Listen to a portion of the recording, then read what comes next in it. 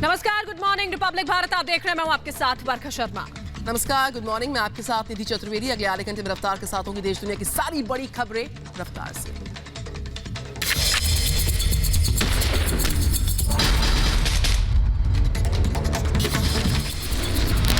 पश्चिम बंगाल और असम में तीसरे चरण के लिए आज डाले जाएंगे वोट। दोनों राज्यों में सुरक्षा के कड़े इंतजाम। तीसरे चरण में आज पश्चिम बंगाल की 31 विधानसभा सीट्स के लिए वोटिंग होने वाली है। सुबह 7 से शाम 6:30 तक जारी रहेगी वोटिंग। असम में आज तीसरे और आखिरी चरण का मतदान। 40 सीटों के लिए डाले जाएंगे वोट। ईवीएम में कैद होंगी मंत्री हेमंत बिस्व शर्मा समेत 323 उम्मीदवारों की किस्मत। तमिलनाडु विधानसभा की 234 सीट्स के लिए भी आज ही वोटिंग है। एआईएडीएमके बीजेपी के साथ तो कांग्रेस डीएमके के साथ मिलकर लड़ रही है विधानसभा चुनाव। केरल में विधानसभा की सभी 140 सीटों के लिए डाले जाएंगे वोट। करीब 2 करोड़ 67 लाख मतदाता करेंगे मताधिकार का इस्तेमाल। पुडुचेरी की सभी 30 सीट्स के लिए भी आज डाले जाएंगे वोट। कांग्रेस की सरकार गिरने के बाद हो रहा चुनाव। तीसरे चरण के मतदान के बीच बंगाल में चौथे चरण के लिए चुनाव प्रचार तेज। पश्चिम बंगाल के कूच बिहार और हावड़ा में आज पीएम मोदी की रैली। बीजेपी के स्थापना दिवस पर प्रधानमंत्री नरेंद्र मोदी का संबोधन। सुबह 10:30 बजे देश भर के पार्टी कार्यकर्ताओं को संबोधित किया जाएगा पीएम द्वारा। बीजेपी के स्थापना दिवस पर पार्टी के दिवंगत नेताओं को याद करेंगे जेपी नड्डा। पंडित दीनदयाल उपाध्याय, डॉक्टर श्यामा प्रसाद मुखर्जी को देंगे श्रद्धांजलि। असम में आखिरी चरण के चुनाव के लिए सुरक्षा पुख्ता है। केंद्रीय सशस्त्र पुलिस बलों की तैनाती यहां पर 320 कंपनीज की तैनाती है वहां पर।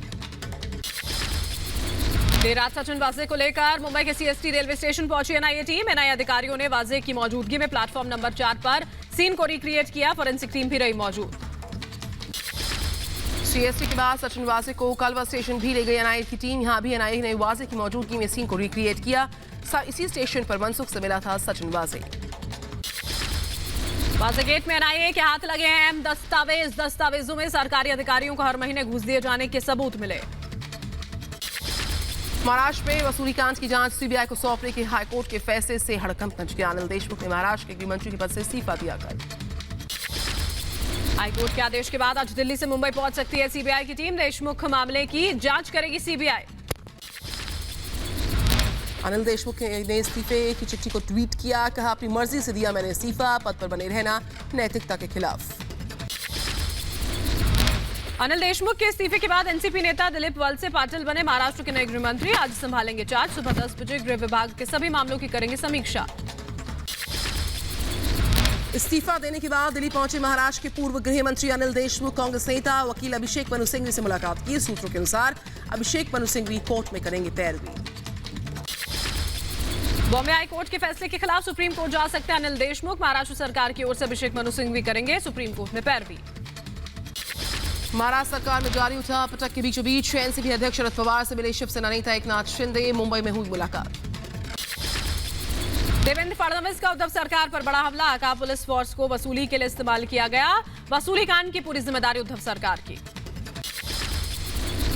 सरकार को बचाने के लिए अलग अलग प्रकार के कॉम्प्रोमाइज वो लगातार कर रहे हैं, लेकिन ये कॉम्प्रोमाइज सरकार बचाने का कॉम्प्रोमाइज नहीं है, तो स्टेट के साथ कॉम्प्रोमाइज है।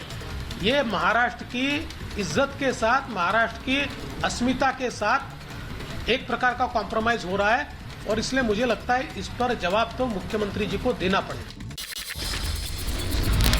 वसूली कांड पर बोले केंद्रीय मंत्री रविशंकर प्रसाद का, सीबीआई जांच में सामने आएगा पूरा सच। पुलिस नहीं कर सकती ही निष्पक्ष जांच। महाअघाड़ी सरकार पर रविशंकर प्रसाद का हमला। कहा, एक मंत्री का टारगेट 100 करोड़ तो बाकी को कितना। महाअघाड़ी को बताया महावसूली सरकार। अब चुप क्यों है उद्धव ठाकरे, ये सवाल किया। कहते हैं कि शरद पवार के इशारे पर ही वो इस्तीफा देते या न देते हैं, लेकिन हमारे उद्धव ठाकरे जी कब बोलेंगे? उनकी खामोशी कई सवाल खड़े कर रही है। अनिल देशमुख के इस्तीफे पर बीजेपी का बयान। कहा, यह शुरुआत है, अभी महाअघाड़ी सरकार को और कई झटके लगेंगे।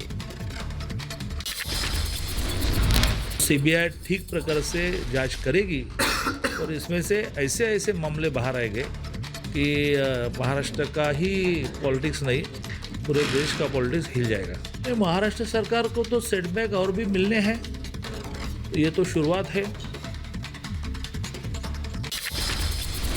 बीजेपी नेता राम कदम ने महाराष्ट्र सरकार पर तंज कसा और कहा यह फैसला न्यायपालिका का वसूली सरकार को करारा तमाचा।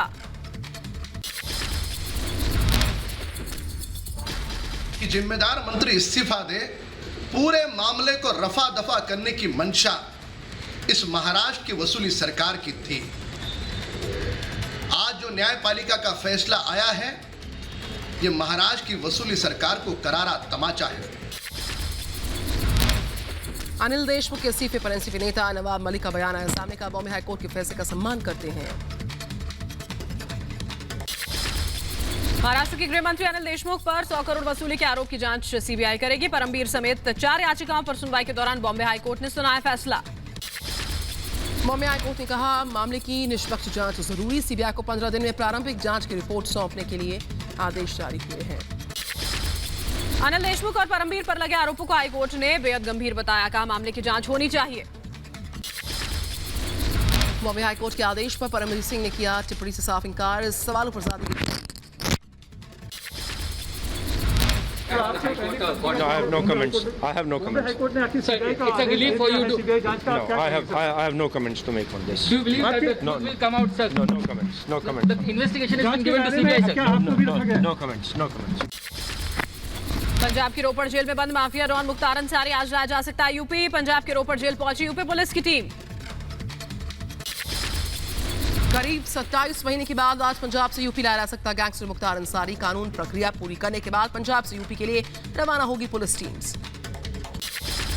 मुख्तार अंसारी के एम्बुलेंस मामले में पहली गिरफ्तारी। पुलिस ने मऊ के रहने वाले एक शख्स को गिरफ्तार किया। डॉक्टर अलका राय से एम्बुलेंस के कागजात पर दस्तखत कराने के हैं आरोप।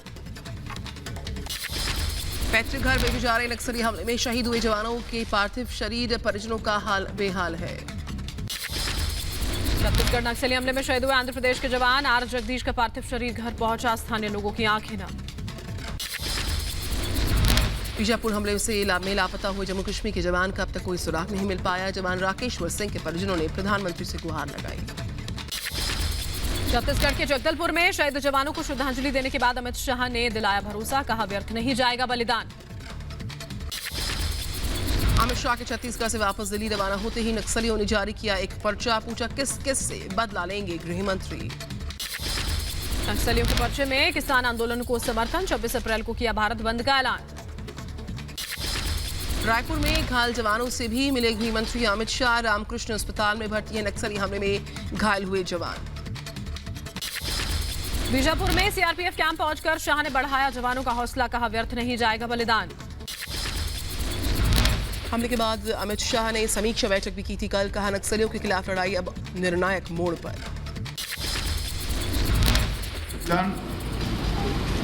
व्यर्थ नहीं जाएगा।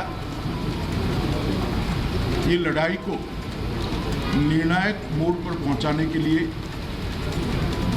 उनका बलिदान देश हमेशा याद रखेगा। बीजापुर नक्सली हमले पर बोले सीएम भूपेश बघेल। कहा केंद्र के साथ मिलकर नक्सलियों से निपटेंगे। नक्सलियों के खिलाफ तेज करेंगे आंदोलन। तर्रेम के आगे गए हैं तो उसके मान में हम घुस चुके हैं और बहुत जल्दी उसको सफाया भी। राहुल गांधी के बाद अब कांग्रेस नेता अधीर रंजन चौधरी ने भी उठाए हैं सवाल। नाकामी और लापरवाहियों को बताया जिम्मेदार। राहुल गांधी के बयान पर बीजेपी नेता शाहनवाज हुसैन का पलटवार। कहा राहुल गांधी शहादत पर राजनीति कर रहे हैं। जिस तरह की भाषा बोल रहे हैं वो दुर्भाग्यपूर्ण है। पश्चिम बंगाल के टालीगंज में जेपी नड्डा ने रोड शो किया। रोड शो में लोगों का हुजूम नजर आया। केंद्रीय मंत्री मुख्तार अब्बास नकवी ने ममता पर आचार संहिता के उल्लंघन का आरोप लगाया। मतदाताओं को लगातार धमकाने की जा रही कोशिश। बीजेपी बंगाल प्रदेश अध्यक्ष दिलीप घोष का ममता पर बड़ा प्रहार। ममता पर मुसलमानों को जलाने के आरोप लगाए। चुनावी सीजन में टीएमसी को लगा एक और झटका। 500 टीएमसी कार्यकर्ताओं ने थामा बीजेपी का हाथ। पश्चिम बंगाल में चुनावी हिंसा बरकरार। साउथ 24 परगना में बीजेपी कार्यकर्ताओं पर हमला हुआ। टीएमसी पर आरोप है। सीएम ममता बनर्जी ने हुगली के देवानंदपुर में जनसभा की। बीजेपी पर जमकर साधा निशाना। हुगली में ममता की हुंकार। कहा एक पैर से ही बंगाल जीतूंगी और फिर भविष्य में 2 पैरों से दिल्ली भी फतेह कर लूंगी। कोलकाता में ममता के प्रचार में जुटी जया बच्चन। बंगाल की जनता से ममता को वोट देने की अपील की। पश्चिम बंगाल के डालीगंज में जया बच्चन का रोड शो, टीएमसी प्रत्याशी अरूप विश्वास के लिए प्रचार किया। टीएमसी में शामिल हुई अभिनेत्री सायंतिका बनर्जी ने बीजेपी पर साधा निशाना, कहा बीजेपी के पास उम्मीदवारों की कमी। सीबीआई डायरेक्टर की नियुक्ति पर केंद्र को सुप्रीम कोर्ट का निर्देश, कोर्ट ने केंद्र से 2 मई से पहले चयन समिति की बैठक बुलवाने को कहा है। फ्रांसीसी मीडिया के खुलासे के बाद एक बार फिर से राफेल की डील पर सवाल, कहा डील में भारतीय बिचौलियों को मिले थे 8.5 करोड़ के गिफ्ट, फ्रेंच रिपोर्ट का दावा। राफेल डील के दौरान साल 2017 में दसॉ ग्रुप के अकाउंट से हुए पैसे ट्रांसफर, रिपोर्ट में गिफ्ट टू क्लाइंट्स का जिक्र है। फ्रांस के पब्लिकेशन मीडिया पार्ट का दावा है। राफेल विमान डील पर कांग्रेस का आरोप, कहा कमीशन खोरी और रिश्वतखोरी की सच्चाई सामने आई है, मामले की हो निष्पक्ष जांच। यूपी में पंचायत चुनाव में 5 से ज्यादा लोगों के साथ प्रचार करने पर रोक, कोरोना की वजह से ऐसा फैसला लिया गया। कोरोना के बढ़ते मामलों ने बढ़ाई सरकार की चिंता, 11 राज्यों के स्वास्थ्य मंत्रियों के साथ आज बैठक करेंगे केंद्रीय स्वास्थ्य मंत्री डॉक्टर हर्षवर्धन। कोरोना के बढ़ते केसेस, टीकाकरण से जुड़े मुद्दों पर मुख्यमंत्रियों के साथ चर्चा की जाएगी पीएम द्वारा। 8 अप्रैल को चर्चा होगी पीएम द्वारा। दिल्ली के 1/3 सरकारी अस्पतालों में आज से 24 घंटों लगेगी कोरोना वैक्सीन। भोपाल में सीएम की कोरोना पर समीक्षा बैठक, कई जिलों के जिलाधिकारी समेत कई ऑफिसर्स रहे मौजूद। देश में एक दिन में रिकॉर्ड तोड़ 1,03,558 मामले सामने आए, 24 घंटों में 478 लोगों की गई जान। दिल्ली में भी कोरोना की कहर बरकरार भी, 24 घंटे में 3548 नए केसेस, 15 लोगों ने कोरोना से अपनी जान को गंवा दिया। हिमाचल प्रदेश के डलहौजी में कोरोना से हड़कंप, प्राइवेट स्कूल के 158 छात्र और शिक्षक समेत लोग कोरोना पॉजिटिव हुए हैं। कोरोना के बढ़ते खतरे के बीचों बीच केंद्र सरकार ने बनाई 50 उच्च स्तरीय टीम्स, नियंत्रण और रोकथाम उपायों के लिए महाराष्ट्र, छत्तीसगढ़, पंजाब के लिए रवाना किए गए टीम के मेंबर्स। अब तक 8 करोड़ से ज्यादा लोगों ने कोविड-19 वैक्सीन का टीका लगवाया। मध्य प्रदेश के सागर में 118 साल की महिला ने लगवाई कोविड की वैक्सीन, साथ ही देश में टीका लगवाने वाली सबसे बुजुर्ग महिला भी बन गई है। लुधियाना में 99 साल के बुजुर्ग को लगाई गई कोरोना वैक्सीन की पहली डोज। कोरोना वैक्सीन को लेकर आपके नेता राघव चड्ढा ने केंद्र सरकार पर निशाने साधे, वैक्सीन के निर्यात पर उठे सवाल। जम्मू कश्मीर में विवादों के बाद वापस लिया गया नो वैक्सीनेशन नो राशन का आदेश, पहले राशन लेने वालों के लिए कोरोना टीका किया गया था अनिवार्य। कोरोना के बढ़ते केसेस के बीचों बीच पुणे में खून की किल्लत हो रही है, शहर में ब्लड प्लाज्मा की कमी आ गई है। हरियाणा के अंबाला में किसानों का प्रदर्शन, एफसीआई कार्यालय के बाहर धरने पर बैठे किसानों ने जमकर नारेबाजी की। बंगाल कोयला घोटाला मामले में आज सुनवाई कर सकता है सुप्रीम कोर्ट, घोटाले के सरगना और ममता सरकार की ओर से हाई कोर्ट के फैसले के खिलाफ दायर की गई याचिका। गोवा में कला अकादमी के कायाकल्प के लिए रखी गई आधारशिला, सीएम प्रमोद सावंत के साथ राज्य सरकार के मंत्री भी रहे मौजूद। हैदराबाद में अफगानिस्तान फूड फेस्टिवल का आयोजन हुआ, भारत अफगानिस्तान के बीच संबंधों को इससे और मजबूती मिल पाएगी। राजस्थान के जोधपुर जेल से जवानों को चकमा देकर फरार हुए 16 कैदी, भागे कैदियों में 4 हत्यारोपी भी शामिल हैं, प्रशासन में मचा हड़कंप। ओडिशा के संबलपुर में पीने के पानी की कमी से लोग परेशान हैं। जम्मू कश्मीर में आतंकी साजिश नाकाम, श्रीनगर में बैग में मिले आईडी को बम निरोधक दस्ते ने डिफ्यूज किया। यूपी के बलिया में संसदीय कार्य मंत्री आनंद स्वरूप शुक्ला से मिलने गई महिलाओं से हुई अवैधता, पुलिस फोर्स ने महिलाओं के साथ धक्का मुक्की की। लुधियाना में किसानों का विरोध प्रदर्शन, भारतीय खाद्य निगम के ऑफिस के सामने की नारेबाजी। कर्नाटक के पूर्व मंत्री जनार्दन रेड्डी की जमानत याचिका पर फैसला सुरक्षित, सीबीआई ने जमानत का किया विरोध, जनार्दन रेड्डी पर रिश्वतखोरी के आरोप। श्रीनगर के शेर Kashmir institute of medical science में तिरंगा फहराया गया। जम्मू के त्रिकुटा में कई झुग्गियों में लगी भीषण आग, मौके पर पहुंची फायर ब्रिगेड की कई सारी गाड़ियों ने हालात पर काबू पाया।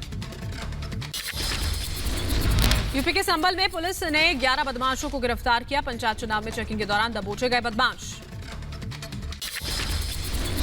चेन्नई एयरपोर्ट पर कस्टम विभाग को मिली बड़ी सफलता। कस्टम विभाग ने जब्त किया 12 लाख का सोना।